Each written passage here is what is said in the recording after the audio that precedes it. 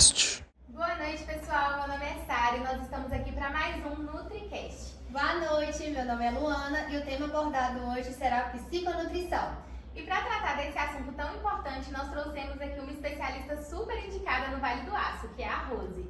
Rose, boa noite, tudo bem? Conta um pouquinho pra gente, por favor, sobre a sua formação e em qual área você atua hoje em dia. Então, eu sou formada em nutrição clínica. Eu sou formada em nutrição e hoje eu atuo na nutrição clínica.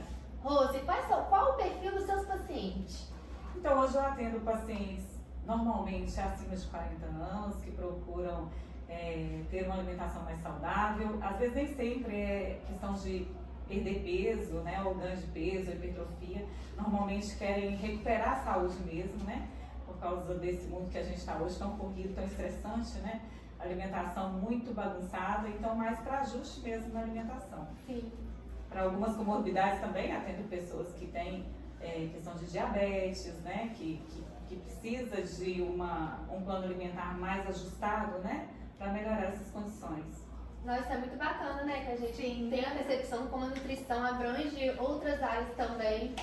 A gente tem um pouco na mente que é só pra quem Dieta, quer fazer dieta, ou ganhar massa, ou Sim. perder peso, mas não é. É muito mais do que isso, né? A nutrição ela é bem ampla. Então hoje nós vamos tratar um pouquinho sobre a psiconutrição, que é uma abordagem que integra a nutrição e a psicologia para entender e tratar questões relacionadas à alimentação e saúde mental. Você pode falar um pouquinho mais com a gente sobre esse assunto? Então, a psiconutrição, ela analisa como os fatores emocionais e psicológicos influenciam o comportamento alimentar. Ela busca promover uma relação mais saudável com a comida, considerando tanto os aspectos físicos quanto os emocionais do paciente. Você pode falar um pouquinho pra gente sobre a diferença, né, entre a psiconutrição e a nutrição tradicional? Então, a nutrição tradicional, ela concentra mais nos aspectos físicos da alimentação. Ela trata dos nutrientes como os carboidratos, as proteínas, os lipídios, as vitaminas e os minerais e como eles afetam a saúde física. Já a psiconutrição, ela integra a psicologia com a nutrição, né? Porque aí ela vai reconhecer a relação entre alimentação e saúde, que ela vai além dos nutrientes e inclui os aspectos emocionais e comportamentais do paciente. Sim. Rose, quais os principais fatores emocionais que influenciam nossos hábitos alimentares? Hoje nós temos vários fatores, né? Nós temos aí o estresse, né? Que é comum no nosso dia a dia, essa correria que a gente vive, né? Às vezes você não tem tempo de fazer uma alimentação saudável, você passa em algum lugar e come bem, né? Tem a ansiedade também. Nós hoje andamos muito ansiosos, né? Sim. Muito preocupados com o amanhã, né? E aí isso também influencia bastante. A depressão ela pode alterar o padrão alimentar. Ela causa tanto aumento quanto a diminuição do apetite. E normalmente, quando você tem essa questão da depressão, a tendência é procurar por refeições mais palatáveis, né? Que é o açúcar, o chocolate. Então você tem essa tendência. A questão do tédio também, né? Você às vezes está ali sozinha, sem nada para fazer, às vezes você está em casa, e aí você tem a tendência a procurar na geladeira alguma coisa para comer. Sem fome, você não tem fome, mas você quer alguma coisa Só para não ficar no mesmo É lugar. como se fosse preencher aquele vazio, né? Sim. E não preenche. Não preenche. Não pede, vou comer. E na questão de não saber, né, de usar como desculpa mesmo, da gente falar que não tem tempo para fazer uma comida, assim, uma comida saudável, tempo de deixar a comida pronta pra gente poder esquentar durante a semana que seja, mas que seja de forma mais saudável, a gente usa como desculpa que não consegue. Aí prefere, eu por exemplo, tô falando de mim, prefere comprar uma coxinha porque é perto do seu trabalho, porque tá lá, né, assim, tá fácil. Eu sempre usei esse tipo de desculpa. Normalmente é uma desculpa mesmo. E realmente mas só que a gente tem que saber ajustar mesmo, né, na nossa rotina, se a gente quer ter uma vida mais saudável, né, tanto psicologicamente quanto nutricionalmente falando, a gente tem que ter organização mental. E esse é o papel do nutricionista. Porque quando o paciente vai até você precisa de conversar com ele, você precisa de absorver tudo que ele te falar, né, para você entender como que é o perfil daquele paciente, para você conseguir elaborar uma dieta dentro da rotina daquele paciente, para ele não ter esse problema, Né? Igual você Vocês vai vão ter atender, desculpa. justamente porque você vai atender vários pacientes que têm essas questões. Ah, Rose, mas eu não vou em casa, entendeu? Eu como na rua, então vamos fazer uma marmitinha no final de semana. Vamos ajustar, vamos fazer várias marmitinhas. Hoje tem várias empresas que fornecem também. Você passa a dieta para o paciente, ele vai naquela empresa, a empresa faz a marmita ajustada dentro ali do plano que você passou. E às vezes fica mais barato que você comer uma coxinha com refrigerante na rua. Fica mais barato até pela questão da sua saúde, né? Depois você não vai ter que gastar tanto com a sua saúde. Exatamente. Tem que pensar no A gente futuro. fala assim, vamos cuidar da saúde agora para não ter que cuidar da doença mais tarde. Exatamente. É verdade. Você consegue dar pra gente alguns exemplos de como a psiconutrição ela pode ajudar no tratamento de distúrbios alimentares? Nós temos algumas estratégias emocionais. Nós vamos identificar e gerenciar as emoções que levam aqueles episódios, né, com terapia cognitivo-comportamental, que ela pode ser usada, né, para alterar esses padrões de pensamento e comportamento relacionados ao comer. E a técnica de mindfulness, não sei se vocês já ouviram falar, mas é aquela atenção plena ao comer. Né? Porque normalmente, às vezes, você come olhando o celular, resolvendo algum problema, né? E você não tem aquela atenção plena ali no que você está comendo, você não consegue perceber a hora que você está saciado. Né? Sim. Às vezes você acaba come comendo até mais rápido justamente, também. você come muito rápido e a mais digestão começa na sua boca. Você tem enzimas, a amilase, que já começa a digestão do carboidrato ali na sua boca.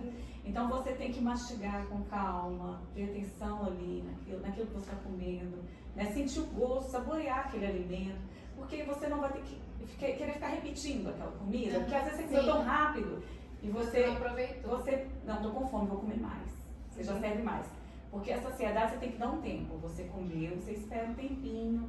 Porque se você logo em seguida for aumentar aquela quantidade de comida ali no prato, às vezes você já está saciado, né? Sim. Você vai ficar empazinado depois, né? E acaba quando a pessoa fica empazinada, depois, daqui meia hora, ela quer comer de novo. Quer comer de novo, justamente. E normalmente também é aquela forma que ela se alimentou. Você tem que saber até como que você vai ajustar aqueles nutrientes daquela refeição para dar saciedade para o seu paciente. Né? Porque se ele tiver saciedade, normalmente ele não vai procurar beliscar durante o dia. Sim. Né? Então, ali você ajusta os nutrientes, você precisa ali de proteína, de lipídios, de carboidrato, dentro da refeição, vitaminas e minerais, porque o seu corpo é feito de células. Você precisa alimentar as suas células. Você não precisa encher a sua barriga. Porque se você estiver bem nutrido, você não vai ter fome o tempo todo. Sim. Né? Você vai ficar saciado. E essa parte eu acho muito importante as pessoas aprenderem, né? Porque às vezes a pessoa tá ali no telefone, comendo rápido, Justamente. aí fala assim, não, eu tenho um compromisso, eu vou comer rápido aqui, mas passa meia hora, ela quer comer de novo, aí acaba engordando também. Justamente. Fala assim, não, eu como tão pouco. Principalmente na questão do emagrecimento, né? Quando Sim. você atende uma pessoa que quer emagrecimento, ela vira pra você e fala assim: ai, Rose, eu engordei, eu nem percebi, eu cheguei, pesei, engordei e minha alimentação tá certinha. Quando você pede, não, manda as fotos. Nós temos alguns recursos, nós temos programas. Hoje o nutricionista tem um programa que o paciente manda para você toda a sua alimentação, você consegue acompanhar. Quando você vai ver, não tá de acordo com o que você passou, tá totalmente fora. Então não tem como, se o paciente quer resultado, ele precisa ter disciplina, ele precisa. A não ser que ele não se preocupe com o emagrecimento, ele só queira melhorar a qualidade da alimentação. A gente trabalha muito isso no início de um plano alimentar. É mais importante você trabalhar com qualidade do que quantidade. Porque você, até nessa questão da psiconutrição. Você trabalhar muito o emocional do paciente. Porque se você já chega restringindo tudo, ele não vai seguir seu plano. Você pode dar o melhor plano para o seu paciente, mas se ele não seguir, não adianta nada. Ele precisa de seguir aquele plano. E o que você faz? Você precisa de conversar com o paciente, entender a rotina desse paciente, entender o emocional desse paciente, até porque o paciente come as emoções, né? Sim. Então, assim, a gente precisa de trabalhar tudo isso. E com relação à importância de se alimentar bem, assim, não tanto no quesito alimento, mas no quesito da fase cefálica, nós tivemos uma matéria passada de fisiologia da nutrição que tratou muito sobre isso. O quão é importante você ter uma mesa bem servida, assim, no quesito de você se sentir confortável, você escutar uma música que seja, porque tudo isso afeta na sua digestão do seu alimento. Então, se você sair comendo, você não tem fase cefálica, seu corpo não recebe isso bem. Nada. Então, realmente, assim, é muito importante desde o princípio, não só o que você come, mas como você está consumindo esse alimento. Algumas pessoas falam assim, comer numa mesa de qualquer jeito, isso também atrapalha na parte da fase cefálica. Quando você come uma mesa bonita. Justamente, então até o alimento está bem nada. servido, está bem colocado, né? Porque se você chega e vê aquela comida de qualquer forma, aquilo não te abre o apetite. Sim, exatamente. Ô Rose, como a psiconutrição aborda a compulsão alimentar ou comer emocional? Então, aí nós temos que identificar os gatilhos que fazem aquele paciente comer emocional. E você, numa consulta, você já consegue identificar essas questões. Você conversando com o paciente, você vai entendendo porque, às vezes, é uma questão lá da infância do paciente. Ela acostumou a se alimentar dessa forma. Às vezes, é uma questão de... Como que é o nome? Fugiu o nome. É uma questão emocional, de afeto, sabe? Sim. Meu pai me fazia o meu leitinho com Toddy todo dia, até hoje eu não consigo ficar sem meu leite com Toddy, porque eu lembro dele, né? Sim. Então tem todas essas questões assim envolvidas. Por isso que quando hoje a gente tem que abordar muito essa questão. As crianças hoje, elas estão se alimentando com fast food. É verdade. As crianças hoje, a alimentação é muito... E elas estão se acostumando, assim, porque é fácil para os pais. Quando você chega no supermercado, você vê os pais comprando bolinho balduco, biscoitinho de não sei o que, não sei o que de chocolate, meu filho vai gostar disso aqui. Eu presto muita atenção nisso, sabe? Quando os pais vão para a criança. E são alimentos que vai ser dessas crianças mais tarde? O que tem de nutritivo nesses alimentos? Realmente nada. Nada. E aí eu atendi uma vez uma senhora que ela foi levar o filho. Ele era autista. E ele só comia um determinado bolinho. Mas ela acostumou ele assim, porque ela não gosta de cozinhar. Ela acostumou ele assim. Então qual é o exemplo que você está dando pro seu filho hoje? Sim. Se seu filho estiver comendo coxinha, ele vai querer coxinha. Agora, se o seu filho acostumou vendo você almoçando, tomando café da manhã, nutritivo, ele vai acostumar com aquilo também. E hoje as crianças estão se alimentando do que é fácil, porque os pais trabalham, às vezes fica na casa da avó, né? Então, assim, a gente tem que trabalhar isso desde lá da infância, da criança. Sim, e quando se fala nessa parte também, tem que trabalhar com os pais também, né? Porque às vezes os pais falam assim, ele tá de dieta e eu não, então eu vou fazer uma batata frita pra mim e pra ele não. Sim. Eu acho que atrapalha muito também Justamente. o desenvolvimento da criança. E, na verdade, tem que trabalhar os pais, porque a criança você não consegue. Só quando ela crescer que você vai conseguir. Justamente, a gente até faz alguns programas em escola, mostrando pra criança a frutinha. Tem criança que não conhece frutas. Não conhece, porque não foi apresentado para a criança, né? Então, como que a criança vai gostar depois? E outra coisa, tem a questão também da recompensa. Se você comer tudo, eu vou te dar isso, né? Sim. Então, você cresce com você isso.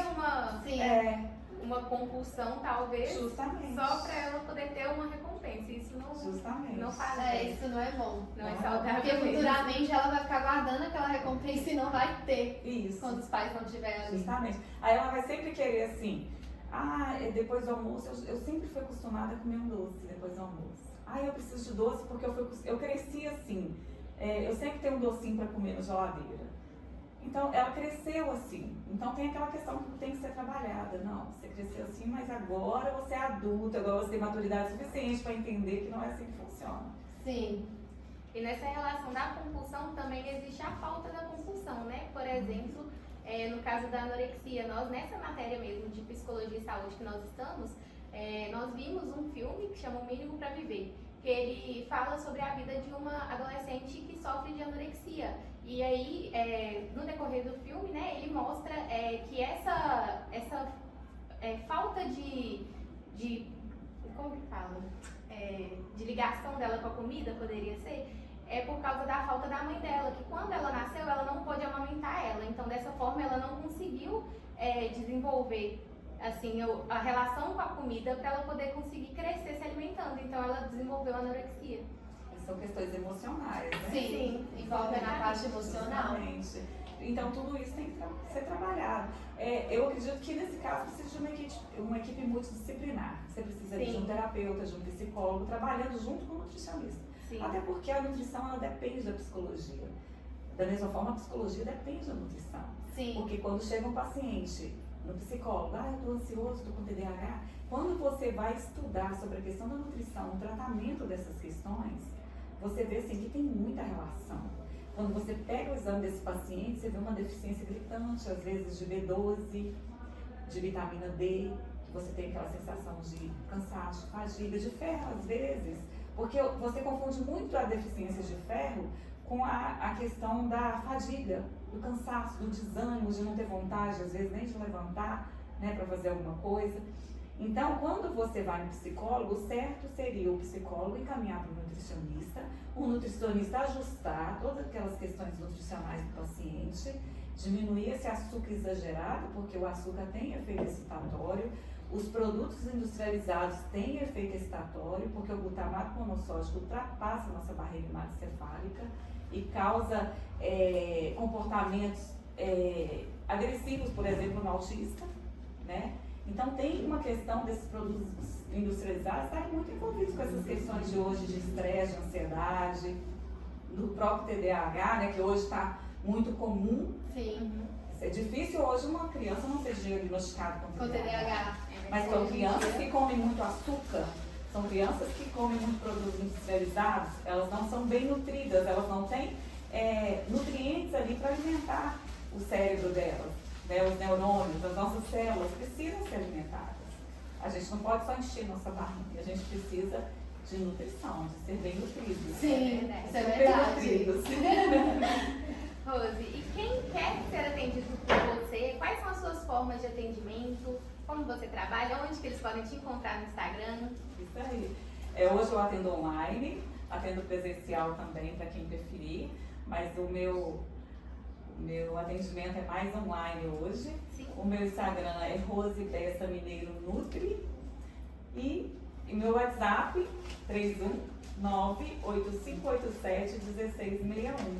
Eu atendo qualquer idade, tá, gente? Sim. Questão de emagrecimento, de hipertrofia, de alguma comorbidade que você tiver. As mulheres aí acima de 40 que tem questões hormonais envolvidas também que a gente precisa de ajustar. Pessoas com endometriose, né, hoje também está bem comum, muita gente, até por questões inflamatórias, né, essas alimentações que a gente tem hoje. Então é isso aí. Rose, a gente agradece pela sua participação, tá bom?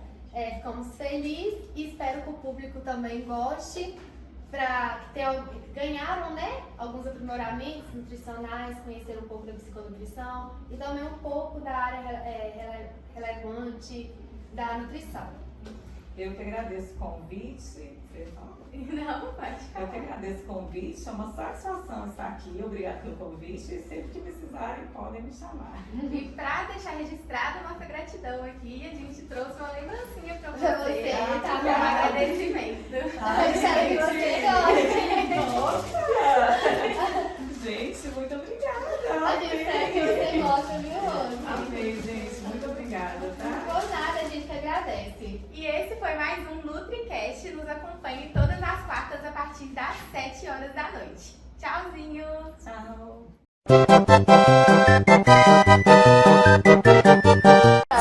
A gente precisa de 40 pontos.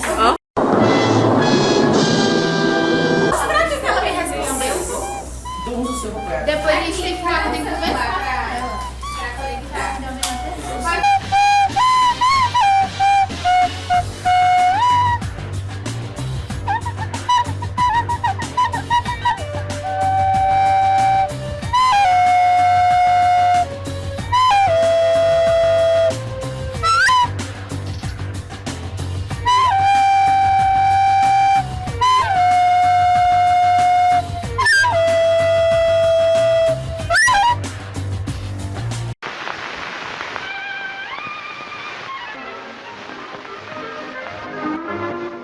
Senhoras e senhores, devido a circunstâncias fora de nosso controle, estamos impossibilitados de continuar com este filme.